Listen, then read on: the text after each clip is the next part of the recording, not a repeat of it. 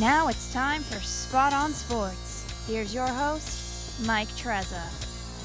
Hi, everyone, and welcome to Spot on Sports, New York's premier sports podcast where we talk sports, all sports, and nothing but sports. My name is Mike Trezza. Right now, let me introduce my excellent co-host, Mike Guidone. Great to be with you again, Trez. Yeah, it's a lot happening in New York again this week. New York sports, and really a lot happening all over the country in sports. So many big stories to get to, especially the locals. Knicks, a little bit of a tough road trip out west. Islanders and Rangers have kind of hit a little bit of a rough patch. The Nets look like they're finally starting to figure it out with the big three. But we have to start right now, Mike, with the NFL championship games from this past weekend.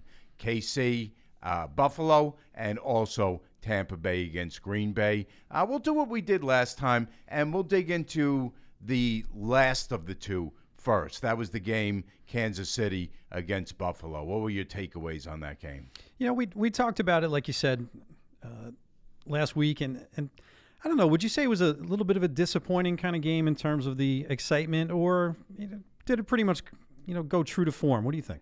Yeah, when Buffalo went up 9-0 early, the muff punt, they got the ball on the 3-yard line, punched it in one play. You said, hey, you know what? This is going to be a game, at least for a little while. And, of course, the Chiefs' offense, Mike, is just so efficient, just so innovative. I mean, when you watch the play designs by Eric Bieniemy and Andy Reid, you just marvel at that. I mean, to watch Patrick Mahomes and how in sync he is, especially with Tyreek Hill and with Travis Kelce, is just absolutely amazing.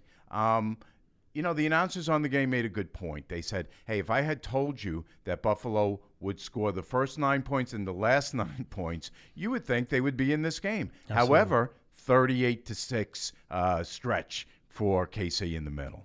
You see what a big-time player Mahomes is every week, but really, again, you just look at the stats, 29-38, 325, 3 touchdowns. But like you said, Tyreek Hill and Kelce, everybody knows he's going to those guys, but they find a way to get them open. Those numbers are insane when you're talking about 2 receivers. I mean, everybody else, it was 9 yards, 4 yards, 22. But those 2 guys just led the way, and again, Mahomes, you see why he is MVP caliber every year. Those 2 guys, Hill and Kelce, combined for 22 receptions, 290 yards of receiving offense. Of course, the 2 big touchdowns by the tight end Kelce. Absolutely. And again, coming off of last year when KC got down in the playoffs, like you mentioned before, with Buffalo scoring the first 9, you figure it's going to be a game. You're not pushing the panic button for sure as a KC fan or anybody that really knows them well. But, yeah, you're thinking this is going to be a game. But then all of a sudden they just turn on the Jets, and there we go. Yeah, Buffalo, I actually thought that they could give KC a little bit of a better game going into that game, Mike, especially with Mahomes having been hurt twice the week before. But again, I think they showed some warts. They showed not quite ready for prime time. Josh Allen, 28 for 48, 287 yards, 2 TDs, but that big interception. And the problem is that he was by far the leading rusher on the team. He ran 7 times for 88 yards. All other running backs combined, 11 rushes, 41 yards. Yeah, that's not going to get it done for sure. And you look at also Stephon Diggs. He has been the go-to guy. He was the one getting open all games. Casey did a great job on him. 6 catches, 77 yards. That's nice for a game, but not in the playoffs when you've been the main man. That's not going to get it done, especially when there is zero output from his running backs. And what you saw with Patrick Mahomes is that as the games get bigger, he rises to the occasion. As the games got bigger, Josh Allen kind of shrunk from the occasion. Again, he's a good young player. He's a big, tough guy. He's mobile. He's going to be around for a while. This Buffalo team is going to be around for a while. They're not going anywhere. However, what troubled me in watching that game from a Buffalo perspective, Mike, is the fact that it just seems that that Allen at times is a little careless with the ball and a little bit too prone to lose yardage unnecessarily. You and I talked about it off the air, the fact that he's often turning a 7 or 10 yard sack into an 18 or 20 or 25 yard sack. Yeah, and when you're playing a team the caliber of the Chiefs, you can't get away with those types of plays. You know, in the AFC East, you're playing New England. You know, you can be a little chancy with your stuff, but yeah, he took some big sacks at crucial times. I'll be a positive note though, as a Buffalo fan, how much he has improved incrementally over these last 2 seasons from where he was. You got to be super excited. Are we ready to anoint them as the next great team? Definitely not, because you're not getting past Kansas City unless something different here happens for a while. But they are solidifying their reign, NFC East, AFC East. I'm sorry, unless we see any kind of interesting trades or anything develop. You know, we'll probably hit on that later on. But big upside for Josh Allen. But yeah, not quite ready for that prime time spot. You know, even that game, even that play it was kind of early on where he was sort of falling out of bounds and tried to get rid of the ball. They first called that he was already out of bounds. Right. And again, it was a difference of maybe 4 or 5 yards. But when you're down in the red zone, down with a 1st and goal, those 4 or 5 yards make a big difference. He eventually got those yards back. Buffalo didn't end up scoring there anyway. But again, just the carelessness that you don't need. Maybe if you're Patrick Mahomes, you get away with that. If you're Josh Allen, you don't get away with that. No, definitely not. And the word on him has been that his confidence, you know, the last couple of years coming in the league, he wasn't lacking for it, but in these tight times was having trouble kind of getting over the hump.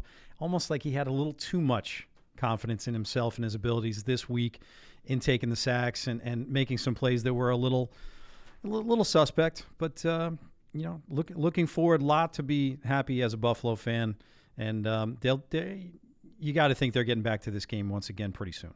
Interesting decision also late in that game, Mike. And listen, I mean, we don't want to nitpick. The outcome was kind of decided by then, but Buffalo down 17. Sean McDermott makes the decision to go for 2 there in that spot. Yeah, I mean, that made no sense to me. Again, 2-score game, 1-score game. You have to go down by 2 scores right there. Kick the extra point. I don't understand what he was thinking there, and what magnified that is they actually ended up recovering the onside kick, which nobody does anymore. Absolutely. I don't get statistics in some ways are super important, but, you know, then, yeah, as you mentioned, why are you going there? It's you know, paralysis by analysis with some of these things. I know each head coach has the chart. They're crunching the numbers. You know, you have to be that type of coach these days, but you're going to be second guessed no matter what. I don't know. Sometimes I think the coaches are, you know, they go strictly by this new analytical book where if we're down so much and whatever else, I don't know who's in the laboratory coming up with these numbers. No. I know you got to crunch them, but no, he lost the book. Yeah. He couldn't find the book right at that point, because there is no book that tells you to go down 15 instead of down 16. The risk reward is just it's not even in the book. Absolutely. Yeah, that was ridiculous. So again, we can nitpick at Sean McDermott there, and you know, again, that game got a little chippy, a little nasty at the end. You were hoping nobody was going to do anything really stupid, right, especially on KC with their big game coming up in a couple weeks. But Buffalo, obviously, you could tell at the end the frustration was boiling over of just not being able to get anywhere with this Chiefs team. Was a good point made. Did you think about pulling Mahomes at the end of that game to take him out, so that in case something silly happened that he doesn't get hurt, and then you're you know, again, you're worrying about him for the Super Bowl. He was coming off you know, a tough injury and somewhat concussion protocol. Was it his neck? Who knows? But you know, thankfully it wasn't chippy towards him at the end. Yeah. Once the game was no longer in doubt, everything's ready. Thankfully, no injuries going on, and now we're looking forward to next week. Or Yeah. 2 weeks, I'm sorry. Yeah, oh, absolutely. We're going to get into that game. Probably next week we'll preview the Super Bowl matchup and all that stuff. But, to me, the much, much more interesting game, obviously. Don't ask me why this game was on first, by the way. I mean, I don't know whether the executives over at Fox lost the coin toss and they had to go on at 4 o'clock or 3:30, whatever it was. But, again, you have two legendary quarterbacks. Rodgers, to me, had a chance to take a step toward where Brady is status-wise. Immortality. Yeah, immortality. And honestly, Mike, you and I talked about it. Rodgers, final score 31-26. Tampa beats Green Bay. I want you in the audience to raise your hand if you wanted to see Tom Brady at 43 years old go to the Super Bowl for the 10th time and be the first quarterback to get to play it in his stadium. Is there anything more 2020, 2021 than we're going to have a team playing the Super Bowl in their own stadium? How many fans are going to be there? Who knows? But yeah, if something is going to happen, it's going to happen this season. And yeah, he comes just when you're thinking or you're hoping as a Jet fan or whoever you are, if you're just had enough of Tom Brady, here he comes. And I think he got a little help. Definitely got a little help from Green Bay with some suspect play calling. We talked about that as well. When you're coming off of, he throws 2 picks, and then what happens in the next 2 drives for Green Bay? 3 and out. You're not going to win. No matter how you want to talk about the decision towards the end of the game to kick a field goal, and we'll certainly speak to that.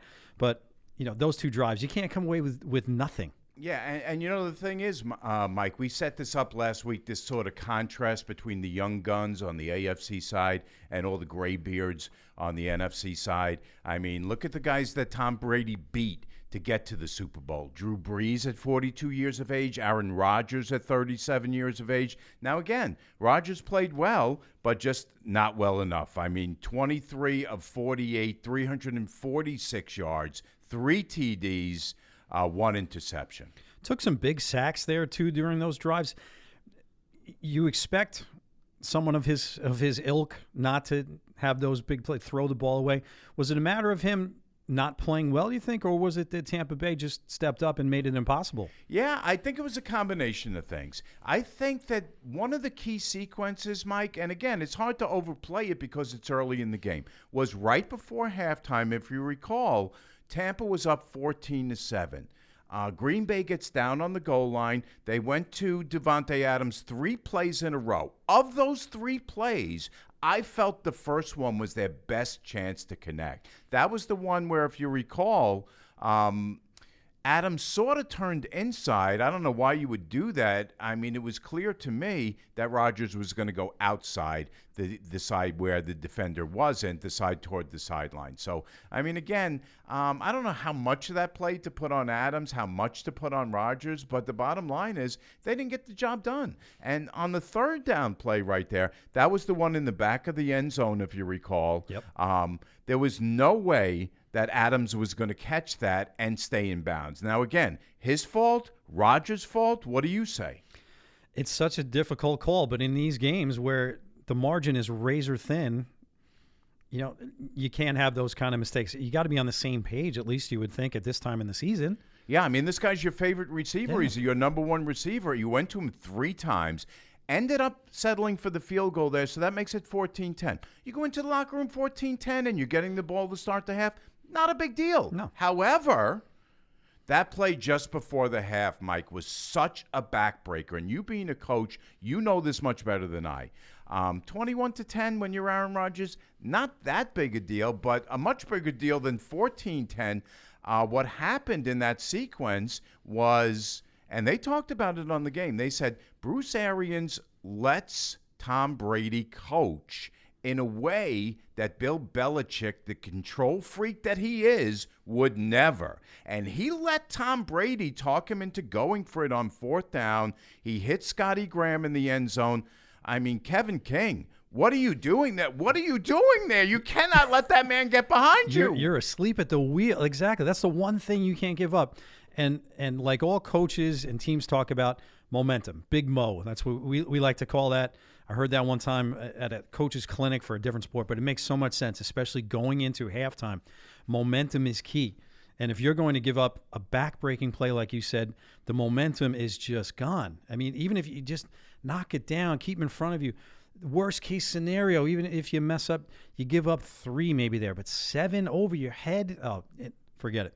Yeah, very, very gutsy to go for it right there on the part of Tampa. You know, I mean, really, honestly, there wasn't a lot of risk. You were down to less than 15 seconds. I think it was 11 or 13. So honestly, even if you incomplete right there, I mean, Rodgers, he's going to get a chance for a Hail Mary and really not a heck of a lot more than that. But, I mean, again, I just felt that you felt that Green Bay was going to come back, and they did. And so at let me see. What was the play that we were talking about? The play late in the game, just before the 2-minute warning.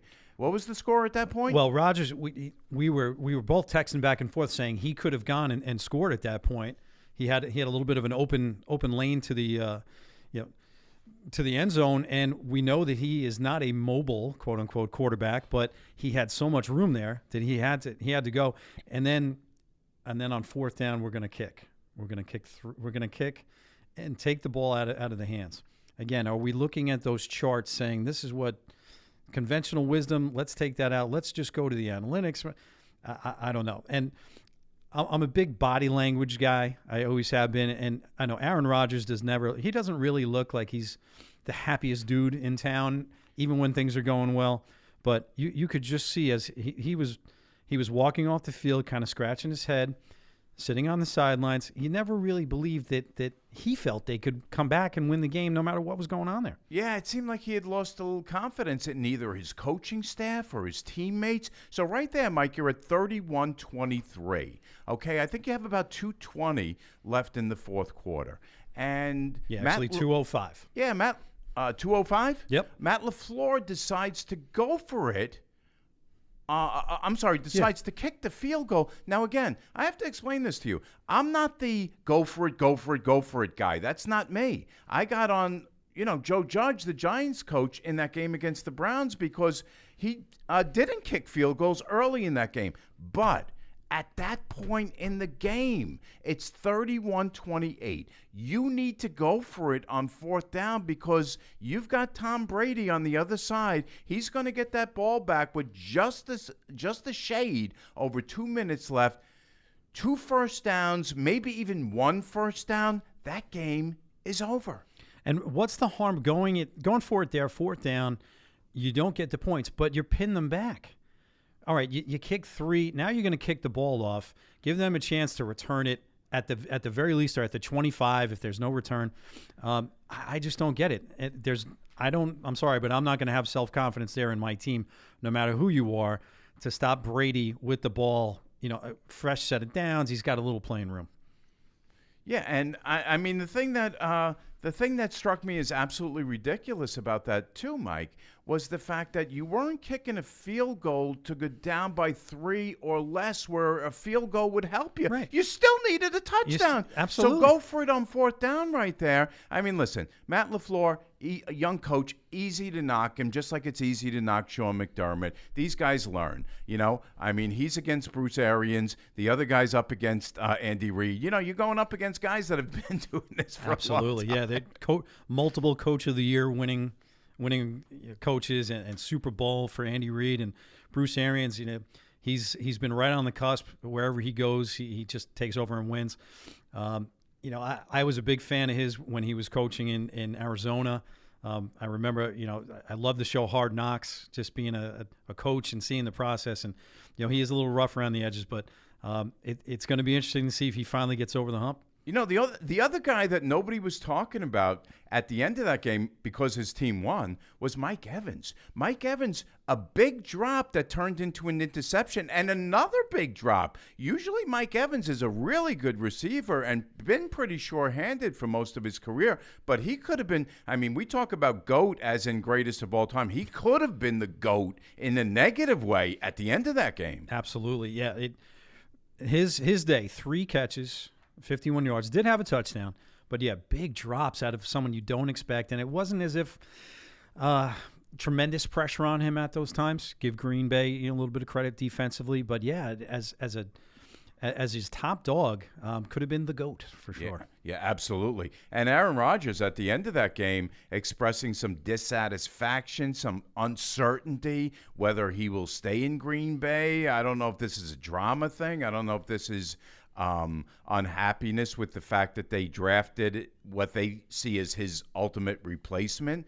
I don't know if it's a dissatisfaction with the coaching staff or the players on the field. What do you make of that whole big thing, Mike? I think it's a little bit of everything. As a competitor and one of the greats in the game at the moment, and he'll be looked on. I mean, he has a Super Bowl to really establish himself as an all-timer. I think he's going to win another one at least. But it hurt for him to have a quarterback drafted in the first round when they could have given him some other weapons this year. And he certainly brings them back to the championship game. It's so difficult, I think, for a competitor right after a game to answer those kinds of questions, especially when your season's over. Yeah, does he like to stir a little drama? I think so. Why not? He's got a little diva in him as well. Can you see him going anywhere? I can't. I'm at first after the game, I was kind of thinking about it, and I said, well, they're going to have some options, but is Green Bay really going to trade him, let him go, coming off the season that he had, and turn the reins over to a quarterback that is? I can't imagine the guy's ready. Yeah, we're going to have to debate his place in the Pantheon at some point in time. But the other guy who's interesting for us to keep an eye on from a quarterback standpoint this offseason is Deshaun Watson. Now, these rumors have been bubbling up for several weeks, Mike, that Deshaun Watson, you're going to have to put together a major, major package, obviously, to get him.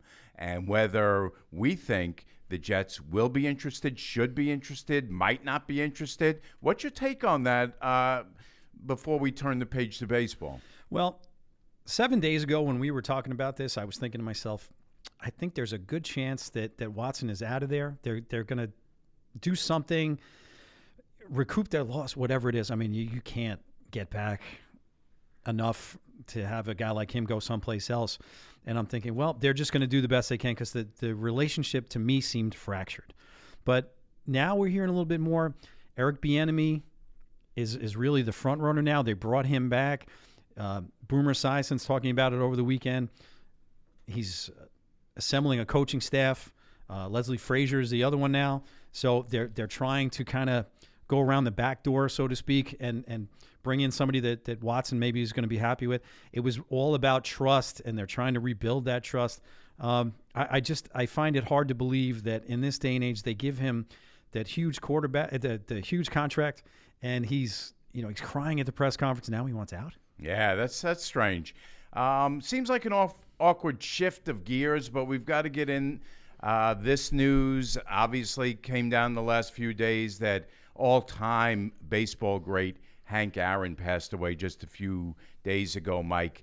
755 home runs, the man who many still believe is the rightful owner of that all-time home run record. In addition to that, and apart from that, almost 2,300 RBIs for his 20-plus year career. Started actually in the Negro Leagues for a year or two out of high school, came to the Milwaukee Braves in 1954, stayed with them in Milwaukee for a dozen years until they moved down to Atlanta before the 66 season, and obviously returned to Milwaukee with the Brewers at the very end, really on sort of a farewell to his original set of fans type of thing. But, you start to look at Henry Aaron's numbers, and obviously this was the pre-steroid era. Not just the 755, not just the 2297, but over 3,700 hits in his career. Now, we all know Pete Rose is the leader with 4,100 and change. I mean, Henry Aaron was almost... was at his level in terms of base hits. 305 lifetime batting average. And take away every single home run, he still has 3,000 hits. Exactly. I mean, that to me is probably, and I know it's been overdone a little bit, but that to me is the most amazing stat. I kind of forgot about it. I saw it the other day. I'm thinking to myself, 3,000 hits. This is what I think we both believe the true home run king. You can debate that topic again. But, yeah, take those away, 3,000 hits. And also 6,800 total bases. And that one last stat to me that we discussed before, never struck out 100 times in a season. That's astounding. That's astounding. And, when he was going to break Ruth's record, obviously he had to put up with a bunch of stuff that was similar to what Jackie Robinson did in the generation before him. I mean, the racial taunts, the hate mail, the death threats. I mean, this is 1974, Mike. This is not 1947. Absolutely. And any other more beloved record than the home run record? Exactly. Listen, the hits record, and you're talking home runs, Babe Ruth, all that goes with that, the history of the game. And this poor guy, he said when he finally broke the record, it was more relief than anything. He didn't even remember running around the bases, and the two guys, you see the famous highlight coming out of the stands. He had no memory of that because he was just so relieved to have done it. Yeah, and those guys were there to celebrate with him, but honestly, and not to sound whatever way, but it happened to be two white guys. Who knows what they were, in his mind could have been planning against him. Absolutely, and he was able to run the bases, get home, and then someone else is out there. I heard a story also, Charlie Steiner, famous interview. He was interviewing him as he's coming around third base. Just something today you'd say to yourself, this could never happen. Exactly. So when we come back from break, folks, we're going to speak with all-time Newsday legendary sports writer Bob Herzog. He's going to share his memory of Hank Aaron, meeting Hank Aaron as a young sports writer, and talk some more with us about baseball when we come back right after this on Spot on Sports.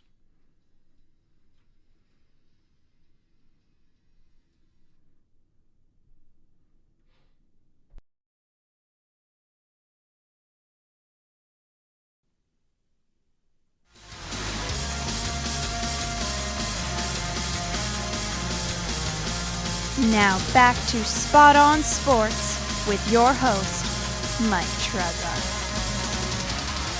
Welcome back to Spot on Sports. Mike Trezza, Mike Guidone, joining us now on the phone. Longtime writer for Newsday, covered baseball for a very long time, covered football, many other sports, including high schools, and that's our buddy Bob Herzog. Bob, welcome to the show. Pleasure to be there, guys. Great to have you. Mike and I were just talking about Hank Aaron before the break, and we were getting into some things about his career. I understand that when you were a young sports writer just out of Syracuse's Newhouse School, you had a chance to encounter Hank Aaron. Can you tell us that story? I can. In fact, because I knew I was coming on, I found the clipping, and it's actually a little bit yellow. It's from 1974 at Veterans Stadium in Philadelphia. They had a Phillies-Braves game, and it was the summer. It was later in the summer. He broke the home run record, hit number 715 in April. So later that summer, he came to Vet Stadium, and the Phillies, for charity, decided to have a pre-game home run hitting contest. So kind of like a home run derby. Pretty unusual because this was an active player, and he agreed to take 15 swings before the game against each of three pitchers from the Philadelphia area that he had done well against in his career: Kurt Simmons, Bobby Shantz, and Robin Roberts. And they each pitched 5 balls to Aaron, and each one that cleared the fence was $1,000 for a charity, for a scholarship fund in his name.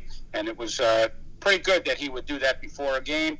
And he hit only 3 or 4, but the Phillies donated $5,000 anyway. And so that drew the biggest crowd of that year to the Vet. The Phillies were good that year, but Aaron made the crowd huge, over 40,000. And I went to that game working for Suburban Daily with the idea of interviewing him because it was, Hank Aaron, first time he'd been there since he broke the Ruth's record, and hoping to just be able to get a story. And in the back of my mind, I thought maybe I could get him to sign my scorecard. So I did that. I covered the game, and I gathered around with a bunch of writers afterwards. And he was very accommodating. And as I wrote in the story, the only thing he did was ask us to wait a few minutes while he had a sandwich and a beer. And in those days, you could have beer in the clubhouse. There is no beer There is no beer in the clubhouse now. Not to say that players don't go out afterwards and drink, but back then it was perfectly okay. So he had a sandwich and a beer, and he motioned us over. We did our interviews, and I stuck around and asked him to sign my scorecard, which I found that as well. So I have a signed scorecard from Hank Aaron right here. I'm holding it. I know we're not on TV, so you can't see it, but it's got my keeping score in pencil in those days. Hank Aaron scrawled across the Braves side of it, June 3rd, 1974. And Aaron went 1 for 4 with an RBI single in that game. And Davey Johnson was on the Braves then, played first base. And anyway, there's a scorecard. Mike Schmidt was there, and Steve Carlton pitched. So there was some Hall of Fame talent on the field that day. And I did ask for an autograph. I was not the only one. And I have that autograph, and that stadium was also where I got Mickey Mantle's autograph the summer before that. He came to an old timers day, and the Mick was by far my childhood hero. Sure. And then that one, I waited online to get an autograph, and he signed just a piece of spiral pad from my notebook. I have that as well. Both of them just stuck in an envelope and stuck in in a cabinet, and I found them both. I don't know whether I'll get them framed or not, but those are the only 2 autographs that I ever actually requested. And for Mantle's, there was actually a line of people on the field, between swings and batting practice, waiting for him to come off. And I was 23 in 73, 24 in 74. That I didn't think about it. There was no eBay then. There was no social media. Yeah, there was ethics. There was journalism ethics, but it wasn't considered like a sin. You were not drummed out of the Corps. Nowadays, I wouldn't attempt it, and you would be ostracized by your peers, and you just wouldn't do it.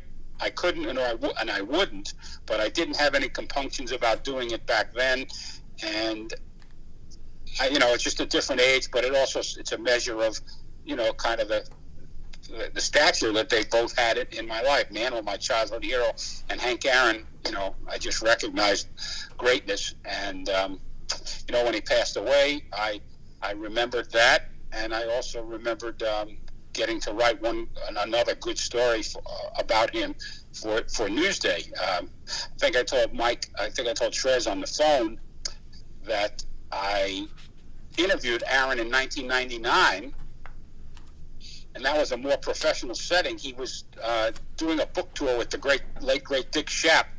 So it was the 25th anniversary of the 715th home run, and Schaap and he collaborated on a book, which is on my bookshelf right behind me. And the great PR guy, Joe Goldstein, invited me to come into the city and said, if you come in, give us a little publicity, I'll get you a one-on-one with Hank Aaron. So great. I went in and listened to some speeches and some stuff, and there were TV crews, and they all got Aaron, and I said, Joe, I'll wait my turn. What do you think? And he said, I'll work on it. And anyway, Joe got me to sit at a table with Hank Aaron for a one-on-one interview, probably maybe 10 minutes, 15 minutes, whatever. I transcribed the tape, so I actually do not have, and I didn't save it. It was on a micro cassette in those days, not a digital recorder. I did not save the tape. I have every word from that. I transcribed the entire interview, but I don't have the tape, so I don't have me actually interviewing Hank. So that was 1999, and as I recall, something came up, and Newsday, it got bumped from the print edition, and the story I ran online only. But I had saved the transcript, as I told you so, in 2007 when Hank was about to be passed by Barry Bonds. Yeah. I decided to write a longer story from Newsday to sort of reintroduce him to a generation of fans that just did not know about him, did not know how great he was. And my own son at the time was about 30. And he didn't know that much about Hank Aaron. And so I said, if my son, who was a smart kid who had a father that taught him about baseball and history and all that, didn't know about Hank Aaron or that much, then why not? So I wrote a pretty good story in Newsday. I was happy with it. I got Reggie to talk about him. I got Joe Torre to talk about him. And it was a good, fun story. That's great. I wound up running it, ran a Newsday. And then when Hank died last week, I dug it up and I posted that story on Facebook and Twitter, and I referenced it today in the first day of class, my sports writing class. So gotten a lot of mileage out of that one. Excellent, Bob. Listen, I want to get to a couple other things with you about baseball that are going on. First of all, I don't know if you saw this week, they voted down the universal DH. My opinion was coming off last year where they had it in both leagues. It would have been an easy transition, an easy segue into keeping it in both leagues this year. What's your opinion on that? I agree with you completely. I think they're missing the boat. But the reason they voted it down is that they made the presentation and they tied it to expanded playoffs. And both sides are not in agreement on expanded playoffs, so they couldn't get it to be, it's like you had to get both. If they vote each item separately, kind of like a bond issue for the school board, if they invited votes each one, it would have gone through. Both the Players Association and the players want the universal DH, but both sides do not want the expanded playoffs. And so that's why it got voted down. I think that's temporary. It will come back, but I mean, it's just foolish. I love baseball and the pure form, the impure form. I get it that it's not the same as the way it was originally designed. But let's face it, hitters do not concentrate on hitting now. They don't do it from the time they're kids. They're DHs, so the pitchers are not hitting. And now you're going to take them in the big leagues and have these guys who are basically ineffectual bat against top pitching. Basically, I call it flailing away. I don't consider that strategy. I don't consider that fun to watch 90% of them flail away for that rare moment when Bartolo Colon hits a home run or somebody else does. To me, it's a bad idea. I think fans would rather see professional hitters hit. So that's my opinion, and I'm surprised, actually, that they voted it down. And the Players Association would want to have it because the DH makes a lot more money than a reserve infielder or an extra pitcher. So they'd rather see their players get more money. Kind of surprised, but I believe it's inevitable. So, yeah, I was going to say, Bob, it's pretty much you would figure a foregone conclusion with the next CBA that the universal DH is going to be in to stay? I think so. I mean, I know that there are some purists, and I know there's fans out there, and some of my peers don't agree with me, but I think you saw last year, it's yes, it is a different game, but so what? I'd rather have a little less double switching. Really, have either of you guys ever gone to a ballpark telling your kid or your companion, man, it's great, we're going to a National League game, we can see a double switch? Come on, that's not really why you go to the ball game, is it? No, you know what? When this became a little bit ridiculous, Bob, is when interleague play came into vogue. But when it became absolutely absurd was, I think 2017 was the last time they redid the divisions. And what that necessitated was essentially interleague play every night of the season. And now you still, 48 years into this thing, have one set of rules in the National League, one set of rules in the American League. It's absolutely absurd. They have to move on from this. Well, here's what I think is the argument that I cannot believe no one is pushing forth, because this is what should be the clincher. In the World Series, the showcase event for your sport, the showpiece event being played by two separate rules, I mean, it's ridiculous. So that whoever, the DH is in the American League home park and not in the National League in the World Series, that's just ridiculous. No other sport plays two different sets of rules in its championship game. So to me, that's absurd. And then you have, high-profile players like, David Ortiz, who didn't have a position, Edgar Martinez, top-level players that, now they're being forced to play a field position where they're, it can almost be embarrassing, and yet you want to see them play. You don't want to see them on the bench. Like I said, I really don't understand it now. I could understand in the beginning. Don't forget, you guys are all old enough. You're not as old as me. No one is. But you guys are old enough to remember when it wasn't uncommon for pitchers to be pretty good hitters. They they grew up playing it and doing both, and yeah, they were good pitchers, so they went and had their careers that way. But they took batting practice, and they knew what they were doing, and they were reasonably good. There were a few bad ones, but there were some excellent ones. But now it's weeded out, so it's just rare to have anybody any good, and they hardly even take batting practice. So to me, the pitcher's batting is long since past its prime. Bob, speaking of different rules, this past year with having a runner start on second base in the extra innings, obviously, to a purist, I'm sure that was like sacrilege, and you'll get 1,000 different opinions, I'm sure, from 1,000 different people. But as someone who has lived and breathed the game for so long and been around it at the highest levels, what was your feeling on the impact of it? And is it something that was really offensive to you, or you think it was an okay idea for the circumstances? I didn't like it. The one that I think that I didn't like, but I was okay with it, was the 3-batter rule. I could sort of live with it because the game started to drag when every other batter, they would do a pitching change. And while I understand the strategy, that one I was kind of okay with. But to me, extra innings, you got to earn your way to second base in the extra innings. You just put somebody there. Yeah. How did he get there? It's artificial, and it's really unfair for a poor pitcher to start out an inning with a man on second.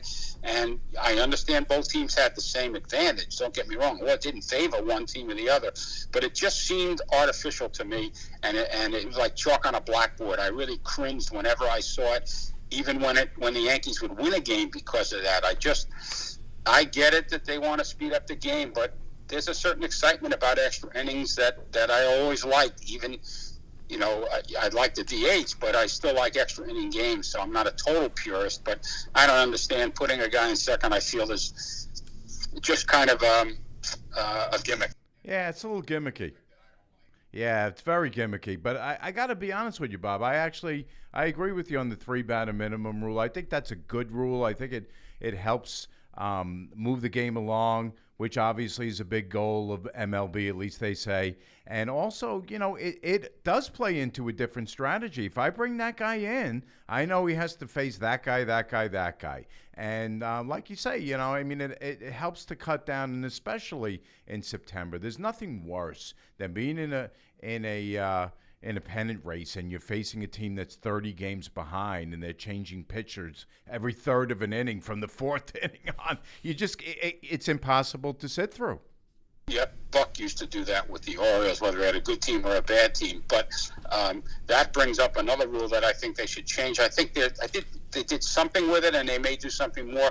That September 1st call-up rule, where you could suddenly have 35 players sitting in the dugout. Joe Girardi had said it best. He said, how can we play the rest of the season one way, and then the most important games in the last month and change, we play it by a different set of rules? And so, they should limit. Call-ups are fine. The minor league season is over, but maybe make it 30. Some teams have like 40. So if you have extra dozen players, 15 players in your dugout, sure, just bring righty, lefty.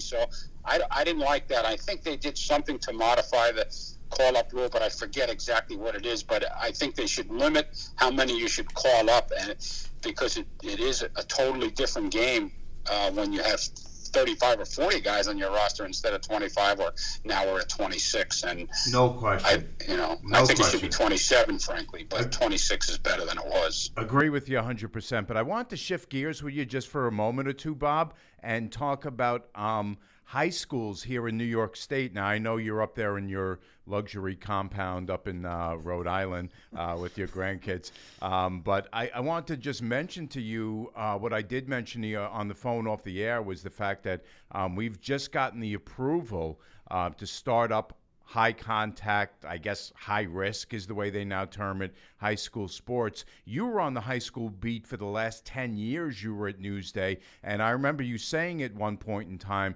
that was probably some of the most enjoyable years in your career at Newsday. What can you tell us about high school starting up? A good idea, bad idea? What's your thought? I wish I was smart enough to have the exact answer, because I definitely see both sides of it. One of my best friends is Greg Sarah, who covers high schools for Newsday, so I pay close attention. And many coaches and athletic directors that I grew closely with in my 10 years are dear friends. I'm paying close attention to what's going on. I live in Rhode Island. I'm paying attention to that. My son-in-law was a freshman coach and is friends with the coaches at a big high school nearby. So I'm paying attention to it. I wish I was smart enough to know, because on the one hand, I have great concern. I'm, of course, in the at-risk age group, and so I have great concern about the virus and its effect, but I also see how important it is for kids to play. If we can be assured that they be safe, then of course we should do it. So I definitely see both sides of it, and I don't think there is a right or wrong answer here. I think everybody's trying to do the right thing. The value of high school sports, just like the value of being in a classroom, is immeasurable. And I just had my first Zoom class today for this semester after Zooming last semester. It is not the same thing. I love being in a classroom. I don't love being Zoom, but I understand why we have to do it. And in fact, to digress, it was my choice because I didn't want to be at risk being on the campus. But I mean, yeah, I guess I'm glad to see the high school sports resume. I just pray that they take great precaution, and if it means no fans, so then there's no fans. I mean, it's the benefit gained of the kids in the competition and the fitness and the camaraderie and all the things that Coach Mike over there knows are valuable for sports. And if we don't have spectators, yeah, I'm a parent. I would have missed the opportunity to see my kids, but I also would want them safe and me safe. So I think that, caution is a good thing, and I pray that it works out for everybody involved. Bob, you did a great job. We really enjoyed having you on. We've got to take a quick break. Thanks so much. It was great talking to you. And as baseball season progresses, if you don't mind, we'd love to have you on again. Absolutely. Happy to talk sports with you guys. Terrific. Thank you so much. Be safe, everybody. Thanks again, Bob. Thanks so much. All right. We're going to take a quick break, and we'll be back right after this on Spot on Sports.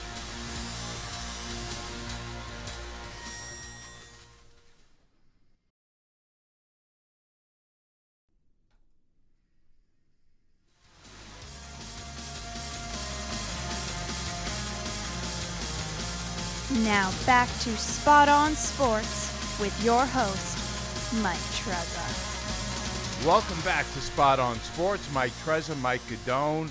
We really want to thank our guest, Bob Herzog, for joining us. Great interview with Bob. And he touched on something interesting at the end of that interview, or at least we touched on it with him, Mike, and that is high school sports starting back up, which none of us expected. That announcement caught us off guard within this past week. And I want to ask you, because we didn't get we had so many big stories breaking last week. We didn't get a chance to get into this with you. But I want you to tell our audience what the last year has been like for you to go from that dream season you and your players were having to all of a sudden the season being canceled when just about you guys were ready for the Long Island Championship game. And then, sort of sitting on pins and needles waiting for an announcement. Is there going to be basketball this year? Is there not? Are other sports going to play? So take us through that. For those of you who don't know,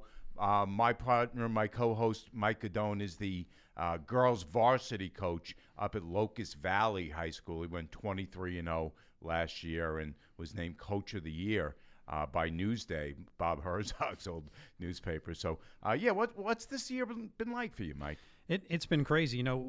So many things have been knocked around and ideas.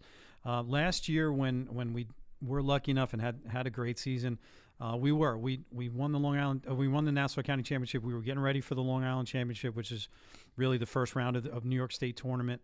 And a couple days before the game, we knew that there was very, very little chance that we were going to play at that time. Nobody knew anything really about this virus, so there were some rumors that we were going to be able to maybe in a couple of weeks play the game, or even in the spring. But as time went on, we knew that was definitely not going to happen. Coming into this year, again, the numbers were manageable across Long Island in the fall. So there was some hope that maybe we would get to something normal here. But then when the announcement was made on Long Island with both Suffolk and Nassau County that they were not going to have any fall sports, they were going to move it, and the idea was to try to get 3 seasons in from January through June. So to kind of get things rolling, it was going to be, all right, January and February, we would have a modified number of games for basketball, both boys and girls, with playoffs, and, wouldn't be your regular type season, but at least we'd have some normalcy. But then when it got to the point where those tier 1 sports, with the most, you mentioned it before, the high contact sports, were not going to be approved by the governor for. Originally, our start date was January 3rd. Now, let me stop you one sec, Mike. Absolutely. Is indoor, outdoor a big factor in this, too, besides high risk, low risk? Well, yes and no. It's a great question because you have, football outside, lacrosse outside. Those are also considered high-risk sports, along with hockey and, believe it or not, competitive cheer. Competitive cheer. They would not allow that to go on as well. Why that? I guess because they're so close together, in doing it. That's also high contact. But we were really hoping, come January 3rd that we would be allowed. Wasn't happening. They weren't sure what was going to go forward. And there was a very large grassroots effort through people within the state and state assembly to get on the radar here with the governor. He's a tough guy to deal with, apparently, sometimes, so I've heard. But finally, he was able to say, all right, as long as your local Department of Health is on board, you can go ahead. So the last 3 or 4 days has been crazy trying to get something together. It's a great relief for the players and ourselves, but there are a lot of what ifs and things that need to be discussed very quickly here to make sure things are going to be okay. A lot of moving parts. And, I was interested to find out from you, how are your girls reacting in terms of are they saying, hey, coach, we're only going to get a chance to play 8 games. This stinks. Or are they excited and just grateful for that opportunity, even if it is 8 or 10 games? What's that like? It's really an interesting mix and something I did not anticipate. So here we are coming off a championship season, one that would be almost impossible to duplicate later on. I was expecting the players to be over the moon about this coming. But not that they're not excited, but they have so many other things that they've kind of gotten into between work. And work's a big one, believe it or not. You would think that there wouldn't be these opportunities to work. But when it looked like the season wasn't coming through, a lot of them made the commitment to go to work. Many of them are taking SAT courses because really it wasn't a drop dead date, but we kind of figured that come January 3rd, a week or two after, there's no chance we're going to have a season. And then all of a sudden, bam, the announcement came out. Now, is your basketball season going to bleed into the spring season? Because I know, a lot of basketball players specifically tend to be multi-sport athletes. So for those girls and guys who are going to be playing basketball for you, let's say, for example, and then want to go play volleyball or lacrosse in the spring or softball, how is that going to work? Well, we were informed today officially that our season, this winter hybrid season, must be over by the end of February, no matter what.